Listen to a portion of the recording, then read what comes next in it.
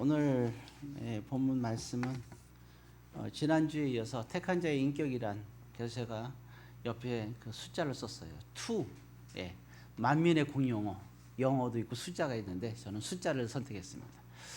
그래서 오늘 이어서 두 가지, 총 네 가지 중에서 두 가지 얘기했는데요. 우리 서로 전우자원에 인사하길 바랍니다. 성령의 열매를 맺는 성도가 됩시다. 인사하시기 바랍니다. 감사합니다. 자, 우리가 택한 자의 인격에서 네 가지를 말씀드렸는데 지난주에 두 가지를 얘기했는데 그 중에 하나가 택함 자가 되어야 된다. 처음 받은 자가 아니라 택함을 받은 자가 되어야 된다 하는 거고요. 택함을 받았다는 것은 하나님의 택한 자, 그렇죠? 하나님의 택한 자는 하나님께서 부르신 자예요. 그래서 우리 보통 이제 컬링 이러잖아요. 그래서 우리가 부름 받았다는 소명의식이 있어야 됩니다. 나는 소명의식이 있다. 제가 그 군대 생활을 잘 얘기 안 하는데 군대를 간 적이 있는데 하사관들하고 장교들하고 제가 6번에 있다 보니까 생활을 많이 하게 됐어요. 근데 하사관들하고 이렇게 얘기를 좀 친하게 지낸 친구들이 있어요. 나름대로 자부심이 있더라고요. 속으로 생각했어요. 쟤네들은 왜 이렇게 자부심이 있을까? 생각을 했어요. 그랬더니 이제 그 장교들이나 하사관들도 그런 얘기를 하더라고요. 어떤 얘기를 하냐면 사병들은 나라에서 그냥 가라니까 질질 끌려왔는데 접어가는 얘기예요. 그런데 하사관들은 자신들이 선택해서 갔다는 거예요. 우린 택해서 왔기 때문에 우린 자부심이 있다. 듣고 보니까 그 말이 맞아요. 그래서 뭐 자존심 상하지면 어떡하겠어요. 그 말을 맞구나 생각했거든요. 하나님의 자녀들은요, 하나님이 불러서 온 거예요. 그 말은 뭐냐면 우리가 택해서 온 거예요. 소명의식이 있다는 것은 우리가 내가 하나님을 택한 거예요. 선택한 거죠. 택한 게 아니라. 우리는 선택했고 하나님을 택해 주셨어요. 그러니까 우리는 소명의식이 있어야 돼요. 그래서 우리는 자부심이 있어요. 택함 받은 자는 자부심이 있어요. 하나님께서 나를 부르셨구나. 이 부르심, 그게 특별한 거예요. 그러나 그 청함 받은 자들은 하나님이 나를 불렀다는 그런 의식이 전혀 없어요. 그래서 신앙생활 자체가 근본이 달라요. 여러분들은 택함 받은 자로서 하나님의 부르심에 그리고 여러분들의 선택에 여러분 순간을 생각하시기 바랍니다. 두 번째는 또 자존심에 관한 얘기죠. 자존심을 내려놓자. 예수님이 십자가에서 자존심을 내려놨듯이 여러분들도 또 저와 여러분들도 자존심을 내려놓고 우리가 온전히 하나님께로 나를 발견하고 하나님께로 나가자 말씀드렸습니다. 자존심을 세우는 나는 하나님을 만나려면 만날 수가 없죠. 그래서 자신들을 하나님을 만날 수 있는 십자가를 바라보고 갈 수 있어야지 않겠나 생각합니다. 자, 그리고 이제 오늘 또 두 가지의 이야기를 또 나눠보기를 하는데 편안하게 또 오전 오후 예배 시간에 나눠서 또 이렇게 나눌 수 있기를 또 생각합니다. 세 번째는 이제 부활에 관한 얘기예요. 부활을 믿지 않는 사람들이 등장하는데 그 사람들은 사두개인이라고 그러는데 그들은 신앙생활을 해요. 그들은 하나님을 믿고 신앙생활 다 해, 모든 걸 다 합니다. 예배든 뭐 헌금이든 뭐든 안 하는 게 없어요. 뭐 모임이든 안 하는 게 일치 없어요. 다 이제 믿는 사람들하고 같이 모든 걸 다 해요. 그 사람들은 사두개인이라고 얘기해요. 사회생활도 열심히 해요. 다 좋아해요. 하나님도 좋아하고 성도들도 좋아하고 세상도 좋아하고 뭐 안 좋아하는 게 없어요. 자, 이런 사람들이에요. 근데 그들은 왜 그러냐? 부활을 안 믿어요. 자, 그런데 이제 그들이 예수님께 찾아와서 한 대화 내용이 지금 나와 있어요. 그 이제 28절부터 이렇게 32절까지 쭉 보게 되면 나와 있는데, 그들은 이제 그런 얘기를 하는 거죠. 예수님께 찾아와서 할 때 그런 얘기를 해요. 이스라엘은 수원법이라는 게 있어요. 그게 뭐냐면, 이제 형제가 여럿일 때 첫째 아들이 있을 때 아내와 살잖아요. 아내와 사는데 이제 그 첫째 아들이 금방 이제 죽게 되잖아요. 뭐 아침부터 이상한 얘기 한다 그러는데 예를 들은 거예요. 실제 이렇게 질문해요. 형제가 7이 있는데 그 첫째 아들이 죽으면 그 아내가 둘째 아들과 살 수 있어요. 제일 친척 중에 가까운 사람. 아들 7인데 그럼 이제 제일 이제 그 아내와 그러니까 그 여인과 결혼할 수 있는 사람이 첫째가 죽으니까 둘째가 결혼할 수 있는데 둘째가 거절할 수도 있어요. 근데 전 싫어요. 공산당이 싫어도 지금 교회다 싫어요 그런 거예요. 그럼 셋째한테 기회가 가요. 그 셋째가 또 그러면 오케이 예스를 하는 거예요. 이렇게 그걸 갖다 수원법이라는데 그거는 이제 이스라엘의 그런 전통적인 법인데 하나님이 그런 부분에서도 전통성에 대해서 인정을 해요. 그렇게 하는 것에 대해서. 그런데 이제 그게 달라요. 이게 뭐냐면 그런데 이제 하나님 말씀엔 그게 있잖아요. 형제의 아내를 뺏는 건 안 돼요. 살아 있는데 그 여자가 좋아서 뺏는 게 그 사람이 뭐냐면 잘하는 그 헤롯 왕이 그랬어요. 헤롯 왕이 자기의 형제의 아내가 마음에 들어서 그 여인을 뺏어오는 거예요. 그 여인 때문에 바로 누구예요? 세례 요한이 죽임을 당하게 되죠. 왜냐하면 세례 요한이 그랬거든요. 너희들은 하나님의 말씀을 어기는 아주 악한 존재라고 얘기하는 거예요. 형제, 여인 보고도 그런 거예요. 너는 어떻게 그 동생과 살면서 그 형에게 가서 네가 동생을 버리고 죽여요, 동생을. 그 아내의 그러니까 형하고 그 처제가 되나요? 네, 하여튼 그 동생의 아내하고 같이 이렇게 좋아해서 동생을 죽여버리게 되는 거죠. 예, 그러니까 그 세례 요한이 그거를 지적해요. 아주 칼같으잖아요. 예, 그러니까 마음이 상하게 돼요. 그러니까 결국에는 이제 형장의 이슬로 세례 요한이 죽게 되는 거예요. 어찌되었든 그러한 부분도 그거는 뭐냐면 형제의 아내를 뺏은 거잖아요. 그런 거고 다윗도 우리 잘 알다시피 그 자기의 사랑하는 형제와 같은 사람을 죽이고 그 사람의 아내를 뺏어오죠. 그러니까 참 안타까운 일이죠. 이제 이렇게 뺏어오는 부분이 문제가 있는 거예요. 그런데 수혼법은 달라요. 뺏어오는 게 아니라 여인이 불쌍하게 됐잖아요. 그렇죠? 남편이 죽었어요. 그러면 이 여인이 젊었는데 여인이 젊었을 때 다시 결혼할 기회를 주는 거예요. 그래서 그게 가장 결혼할 때 주는 게 가장 가까운 친척에게 주는 거예요. 이제 그런 부분들 여러분들. 그래서 룻기에 보면 룻이란 여인이 보아스라는 사람하고 결혼하게 된 이유가 가장 가까운 친척이 되기 때문에 그렇게 가능한 거죠. 자, 이걸 가지고 질문하는 거예요. 자, 그럼 좋다. 한 여인이 있다. 이제 어떤 남자랑 결혼했는데 형제가 7명이 다 죽었다는 거예요. 그러니까 다 7명의 아내가 됐어. 그럼 천국에 가면 도대체 이 여인은 누구의 아내인가? 이런 질문을 하게 되는 겁니다. 자, 제가 오늘 이제 그러니까 하나님께서 이제 하시는 말씀 부분에서 참 이게 쓸데없는 걱정이고 하나님께서 알지 못하기 때문이라는 얘기를 하는 거예요. 여기서 이제 제가 이제 같이 나누고 싶은 것은 세상적인 걱정이 너무 많은 사람, 이건 택한 자의 인격을 가진 사람이 아니에요. 우리가 그 세상적인 근심과 걱정을 많이 갖고 사는 사람들은 우리가 걱정과 근심이 없을 수는 없어요. 살면서. 그렇지만 너무 지나치게 내가 살아가는 데 있어서 내가 신앙생활하는 데 있어서 거기서 방해가 될 정도의 근심과 걱정이라 그러면 그 사람은 택한 자의 인격이 없는 사람이에요. 성숙되지 못한 거예요. 아무리 슬픈 건 물론 슬퍼요. 안 슬플 수는 없죠. 우리가 살다 보게 되면 진짜 건강도 잃을 수 있고 또 물질적인 것도 잃을 수 있고 여러 가지 아픔도 있을 수 있는 거예요. 사랑하는 사람을 잃을 수도 있고 뭐 그 외에도 내가 하는 것이 잘 안 될 수도 있고 그래요. 그럼에도 불구하고 그러한 걱정이 너무 지나치게 크면 안 된다는 거죠. 제가 기후란 말을 썼는데 여기 보면 사두개인들도 질문 자체가 있지도 않은 얘기를 천국에서 있었다니까 이제 고민하잖아요. 우리는 어쩌면 이게 인간은 생각하는 존재라고 얘기를 하잖아요.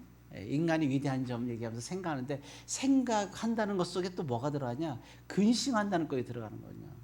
생각하는 건 좋은데요. 우리가 생각을 하는데 좀 우리가 믿는 자의 그러니까 생각에 할례를 받아야 돼요.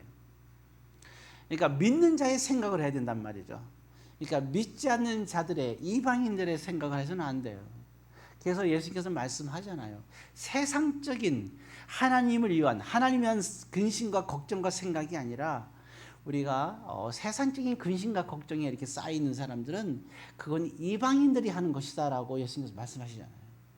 그래서 우리 자신들은 과연 나는 지금 현재 상태에서 나의 근심과 걱정 없을 수는 없어요. 그럼 생각하는 거예요. 하나님에 대한 근심과 걱정과 내가 세상적인 근심과 걱정 중에서 어떤 게 더 큰가를 한번 우리는 살펴볼 수 있어야 돼요. 늘 살 때 미택함 받은 인격을 가진 사람들은 생각하는 거예요. 내가 하나님께 대한 근심, 어떻게 하면 나는 하나님께 대해 기쁘게 산 삶을 살을까? 어떤 것이 하나님의 뜻일까? 이런 생각들을 하는 거죠. 이 말씀을 볼 때 도대체 얘기가 나오잖아요. 어느 보면은 빌립이라는 사람이 사마리아에서 많은 사람들이 이제 예수 믿는다 그래서 이제 그 예루살렘 교회에서 베드로가 빌립을 사마리아 지역에 보내요. 파송 보내요. 가니까 정말 많은 사람들이 하나님을 믿는 사람들이 모여 있는 거예요. 그래서 그들에게 복음을 증거해요. 빌립이 한참 증거하니까 많은 사람들이 예수님을 소개하니까 많은 사람들이 뜨거워지고 예수를 믿기 시작하는 거예요. 야, 여기가 하나님의 역사가 일어나는구나. 그렇잖아요. 그리고 보면 예수를 믿지 않는 사람들이 예수를 믿고 막 고백하고 뜨겁게 기도하고 성령의 영역 악석사 막 일어나는 게 하나님 기뻐하는 일 아니에요? 막 그런 역사가 일어나는 거예요. 자, 그런 역사가 일어나고 있는데 갑자기 성령 하나님께서 감동을 주시기를 급히 사마리아 이 지역을 너가 있는 곳에 떠나라는 거예요. 그리고 사막 한가운데로 가라는 거예요. 참 이거 황당하죠. 사람들이 그럴 거예요. 이게 미쳤나? 귀신 들렸나? 그렇지 않아요. 하나님의 감동은요 달라요. 귀신의 역사는 다릅니다. 이해가 안 가는 거예요, 빌립이. 그래갖고 쫙 가는 거예요. 뭐 가라니까 어떻게 해서 가는 거죠. 그 사람들을 막 말씀을 듣고 얼마나 정말 그 뜨겁고 신나요.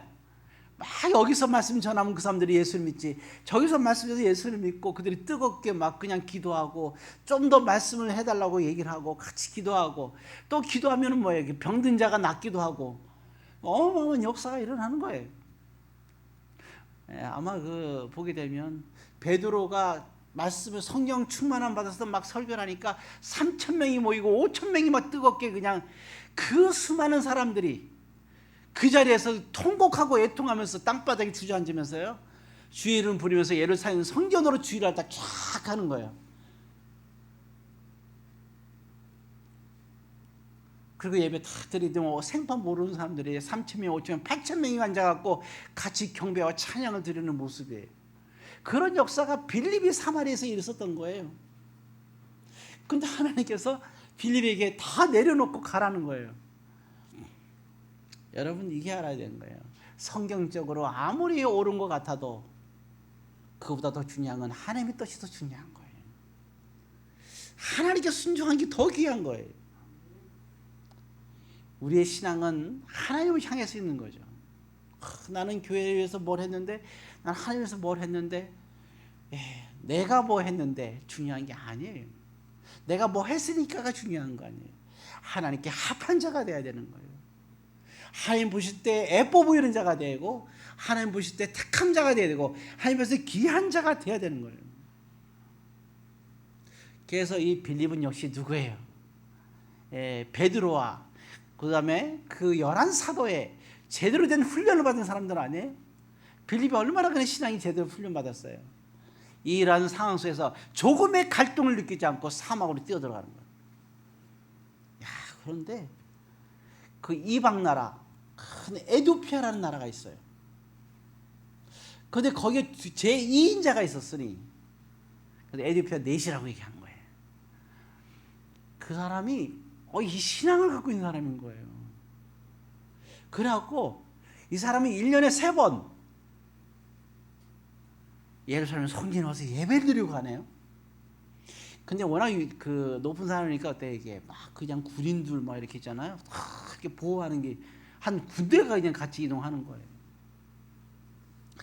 그래서 사막 가는데 이제 먼지가 뽀얗게 앉아가지고 말도 없지 뭐죠 그냥 가는 거예요. 나는 어디로 가야 하나 하면서 가는 거예요.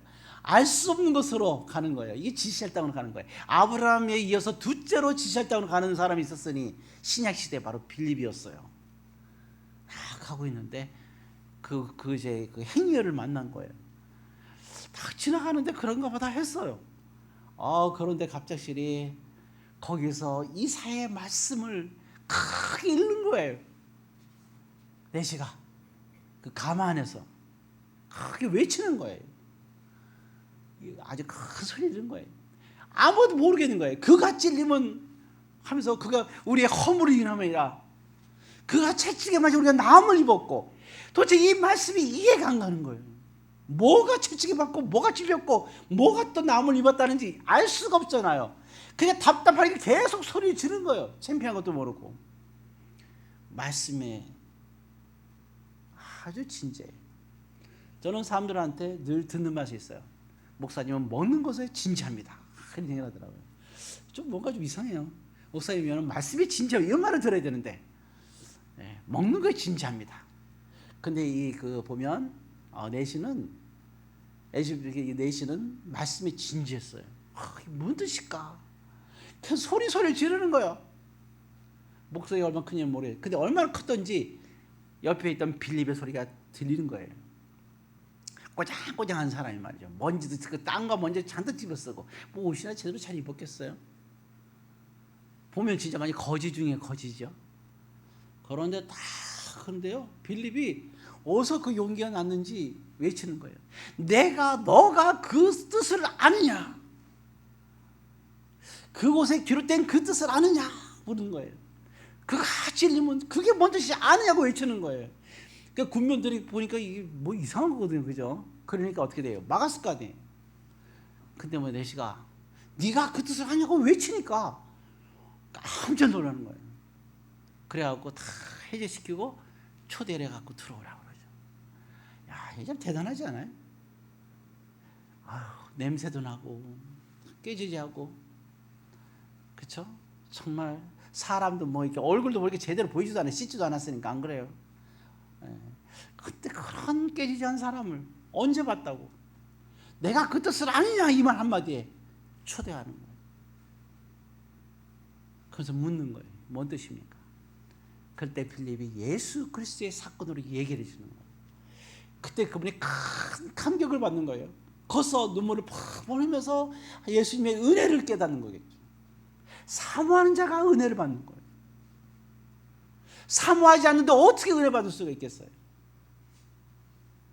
내가 주를 알고자 하느냐? 구하라, 찾으라, 두랴. 그러면 하나님의 응답이 있겠다고 얘기하는 거예요. 여기에는 두 가지 뜻이 있는데, 하나는 우리가 세상 살면서의 모든 문제도 있지만 하나님의 말씀에 대한 갈급함이 있을 때 하나님께서 통해서 역사한다는 거예요. 내시가 갈급해할 때 하나님은 빌립을 보내서 이 문제를 해결해 주는 거예요. 뭘 망설이겠어요? 성령이 그 안에 임하게 되는 거죠. 눈물 흘리고 말씀을 사모하는 그 내시에게 성령의 하나님의 위대한 역사가 나타나는 거예요. 뭘 망설여요? 그 자리에서 세례를 주는 거죠. 그럼 보통 생각하잖아요. 그는 지가 굉장히 높고 재물 너무 많은 거예요. 그럼 너무 고마우니까 감사로 이렇게 줄 수도 있잖아요. 근데 하나도 안 받아요. 일치 아무것도 안 받아요. 조용하게 나와서 다시 어디에 자기가 왔던 길로 돌아가는 거예요. 아, 하나님께서 이 사람을 만나게 했구나. 그러니까 이 내시를 통해서 그 나라가 얼마나 복음이 증거됐겠어요. 예, 정말 자, 우리가 그래서 중요한 건 하나님을 사모하는 자가 되어야 된다는 거죠. 어떤 근심 걱정이 있어야 되는가. 그래서 우리는 살면서 정말 하나님의 사람이잖아요. 하나님의 사람이면 세상의 근심이 너무 우리를 지배해서는 안 된다는 거예요. 그러면요, 하나님이 역사하기 힘들어요. 그래서 늘 보게 되면 그래요. 우리가 보면 이제 그 가장 지혜로운 솔로몬이 얘기할 때 그런 얘기예요. 거미에 관한 비유를 얘기하고 있어요. 그 보통 보면 이방인들의 특성, 거미와 같은 특성이 있다는 거예요. 거미는 정말 그런지 잘 모르겠어요. 동물학자한테 물어봐야 되는데 아직 안 물어봤어요. 혹시 아시는 분 있으면 얘기해주세요. 거미는 끝없이 먹는데요. 끝없이 요구한대요. 그래서 그 끝없이 요구하는 거를 표현하는데 그게 아마 의성어인지 의태어인지 의성어 같아요. 거미가 얘기하는 소리 못 들었어요. 아무리 거미를 봐도 소리가 안 들려. 개는 멍멍 짖고 그러는데요. 제가 못 듣는 게 두 가지 있는데 붕어가 얘기하는 소리하고 개미와 거미가 얘기하는 소리는 못 듣겠어요. 근데 솔로몬은 어떻게 들었는지 얘기를 하는 거예요. 다고다고 한다는 거예요. 참 솔로몬은 희한한 길을 갖고 있는지 아무리 봐도 모르겠어요. 다고다고 한대. 계속 요구한다는 거예요. 어린애가 태어났는데 계속 달랄 때 끝까지 줘보세요. 어떻게 될까? 예, 참 심각할 것 같아요. 그죠? 마찬가지 똑같은 거예요. 이게 끝까지 줄 수는 없잖아요. 그러니까 이런 분이 다시 말해서 뭐냐, 이 얘기를 왜 그러냐 솔로몬은 이거죠. 사람은 만족할 줄 모른다는 거예요. 만족을 추구하는 사람들은 만족이 없다는 거예요. 이 세상에 만족은 없어요. 그래서 만족을 추구하는 사람들은 근심할 수밖에 없는 거예요. 걱정 근심이 끊이질 않는 거예요. 그리고 감사가 있을 수가 없어요. 그러면 우리는 어떻게 될까? 바울은 정확하게 우리에게 얘기를 하고 있어요. 자족하는 사람이 되라 그랬어요. 자족은 주신 것에 대해서 감사하는 거예요. 제가 어렸을 때 이렇게 보면 옛날에 그 용돈을 이론을 주면 그게 이제 용돈이에요, 하루에. 그럼 다 갖고 나가면요. 그 옛날에 그 태백 쪽인가 있을 때 갔는데 가면 그 이제 어떤 아저씨인지 아줌마인지 기억은 안 나는데 동그란 이렇게 쇠붙이가 있어요. 거기다가 설탕을 넣고 소다를 넣고 이렇게 만드는 게 있어요. 오늘 달고나죠. 그래갖고 별 모양도 만들고 붕어 모양도 만들고, 예, 그거를 갖다가 이렇게 해주는 거예요. 그러면 그거를 사 먹고 얼마나 그게 맛있었는지 몰라요. 그게 참 하루에 아주 그 하루의 간식입니다. 근데 그걸 하나 먹으면 만족이 안 돼요. 온갖 하루 종일 근심하고 있어요. 다음 날까지 어떻게 하면 저걸 하나를 더 먹을까? 그 어린 나이에 달고난 저에게 근심을 준 거였어요. 그래서 고민을 해요. 근데 그때 뭐냐면 모양대로 잘 뜯어가게 되면 하나 더 줘요. 그래서 하루 종일 고민한 게 그거예요. 어떻게 하면 이걸 모양대로 뜯을까? 이게 내 생애의 전부의 지식과 학식이에요. 여기서 제가 공부가 시작된 것 같아요. 어떻게 하면 하나를 더 먹을까? 수단과 방법을 안 가리고 뜯어요. 그럼 먹었어요? 만족될까요? 심지어는 3개까지 먹어본 적 있어요. 2개를 성공해서. 3번 또 뜯을 수 있었는데 나중에 발전해서 제가 그 파는 분한테 미안해서 못 갔어요. 그런데 만족은 안 됐어요. 그때 깨달았어요. 아, 세상은 만족이 없구나. 깨달았습니다. 맞아요. 만족이 없어요. 근데 그때 가면 이제 그만 가면 미안해서 안 가겠구나 생각을 딱 하니까 이게 그 만족 안 됐던 근심과 걱정이 싹 사라지는 거예요. 그때부터 제가 수학을 잘 못했던 것 같아요. 그 다음부터. 예. 사람의 만족. 혹시 여러분들은 무엇이 만족이 아직 안 되나요? 내가 가장 관심 있는 거, 내가 가장 갖고 싶은 거에 대한 만족이 크기를 원하잖아요. 그죠? 그게 사람이든 짐승이든 그 무엇이든. 종일이가 강렬하게 지금 끄덕거리고 있어요. 자, 만족이라는 것은 내가 가장 관심 있는 것에 만족이에요. 예, 만족이 없어요. 그래서 만족하려 할 때 만족이 없는 거죠. 더 점점 배고파지는 거예요.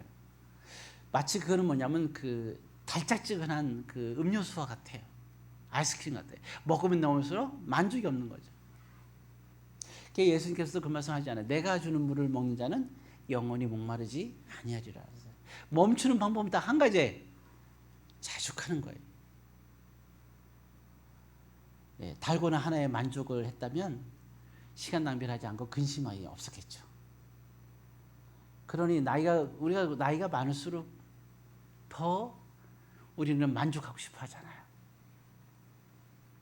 예, 그래서 중독이 되기 시작하고, 점점 우리는 저 머리가 이상해지기 시작을 하죠. 그래서 우리는 자족하는 자가 돼야 되겠다 하는 겁니다. 그래서 우리가 정말 가장 나에게는 근심을 생각을 해보세요. 오늘도 우리가 예배를 드리잖아요. 세상에 그 무엇보다 가장 귀한 예배를 드리고 우리 그 같은 공동체가 같이 모여서 있고 같이 공동체가 식사도 하고 교제를 하잖아요. 이보다 더 큰 은혜가 어디 있어요? 이보다 더 큰 선물이 없고 일주일에 3회 가장 이보다 행복한 때가 어디 있어요? 그게 자족이라는 거잖아요.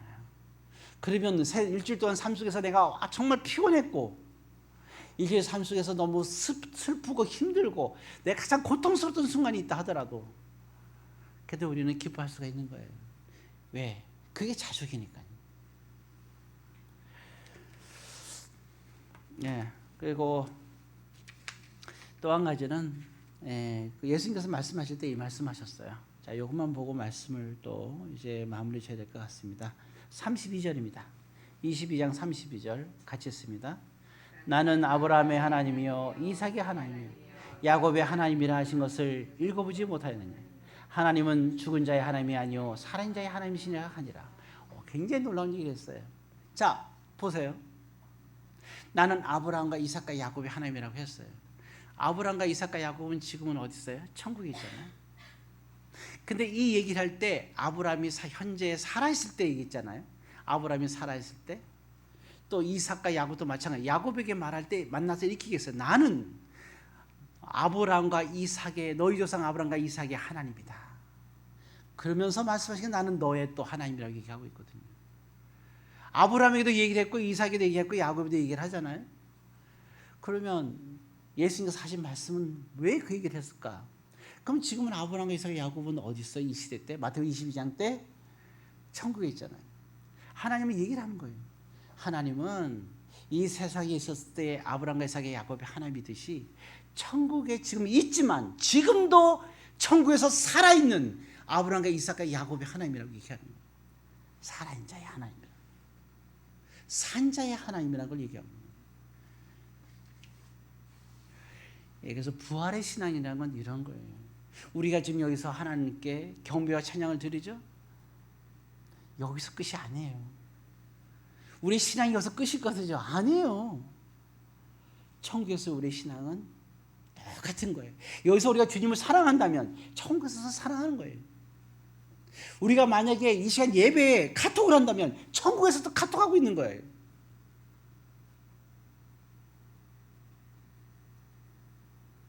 우리가 이 세상에서 하나님께 미움받는 사람이면 천국에서도 미움받는 사람인 거예요. 그럼 변함이 없어요. 왜? 하나님은 어떤 사람이에요? 살아있는 하나님, 산자의 하나님이기 때문에 그런 거예요. 이제 말씀을 마칩니다. 오늘 이제 세 가지는 꼭 여러분 기억하길 바라고요. 하나는 정말 우리의 소명의식을 갖고 우리 여러분들은 택한 자의 그런 신앙을 가지고 우리가 하나님과 교회의 신앙생활에 여러분들이 적극적인 신앙생활을 꼭 택한 자로서의 삶을 살길 바라고, 두 번째는 우리가 십자가 주 안에서 우리의 자존심을 내려놓고 주님이 기뻐하는 삶을 선택하며 살아가고, 마지막 세 번째는 세상의 근심 속에서 살아가지 말고 우리가 자족하면서 감사와 기쁨하며 우리가 좀 하나님을 기뻐하시는 삶을 살 수 있기를 주의 이름으로 권면드립니다. 기도하겠습니다.